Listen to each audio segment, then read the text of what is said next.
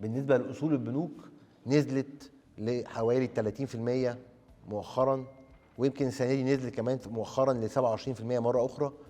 ده بيوري قد ايه ان احنا بنسيب كل الباقي دوت يروح للقطاع الخاص، يروح لتمويلات اخرى، يروح لتمويلات لمشروعات لامور اخرى. فاحنا حتى نسبه حصتنا في اصول البنوك بدات تقل عشان خاطر نسمح لباقي الاصول تروح في حاجات اخرى مفيده. ده تامين ضد مخاطر عدم السداد في تحسن. دي نظره الاسواق لينا، نظره الاسواق لينا في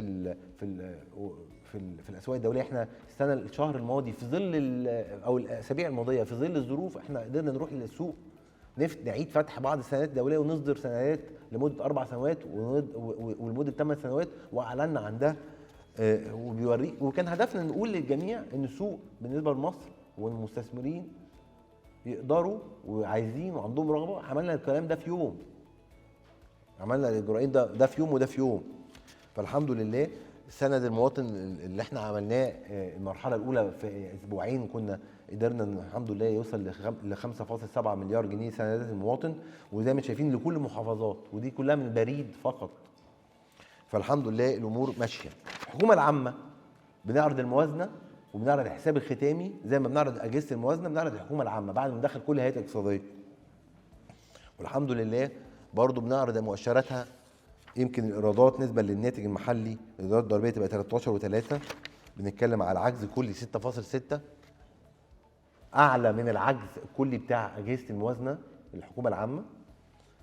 الفائض الاولي تقريبا مش بعيد، احنا 5%، الحكومه العامه 4.7%. طبعا لما بنحط بقى المؤشرات هتلاقي طبعا المؤشرات بتتغير جدا. يمكن اجمالي الايرادات على مستوى الموازنه العامه 7 تريليون 266 مليار، على مستوى الحكومه العامه 8 تريليون 344 مليار. على مستوى الايرادات الضريبيه وغير الضريبيه الارقام قدام حضراتكم 2 و4 3.5 مليار وغيرها من الامور. طبعا لما بندخل كمان المصروفات الصوره بتتغير تماما.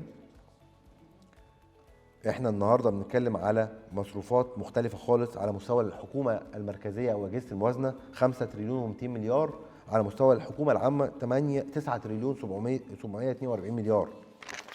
وبالتالي العجز بيختلف والفائض الاول بيختلف.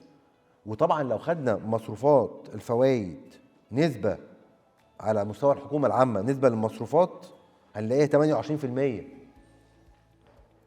وهنلاقي نسبه الفوائد للايرادات بتختلف تماما تماما تماما وبتتحسن جدا.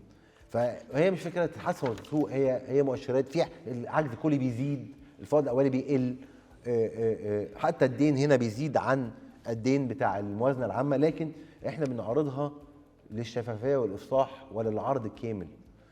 احنا مسؤولين عن اجهزه الموازنه العامه، والحكومه العامه بنعرضها كدوله دلوقتي بشكل منتظم، سواء في الحساب الختامي او في الاداء. دي كل الهيئات الاقتصاديه لما بتجمعها تحطها على الموازنه وتعمل اي علاقات بينيه ما بينهم تشيلهم، وبالتالي دي الصوره للموازنه العامه او الحكومه العامه. فاحنا يعني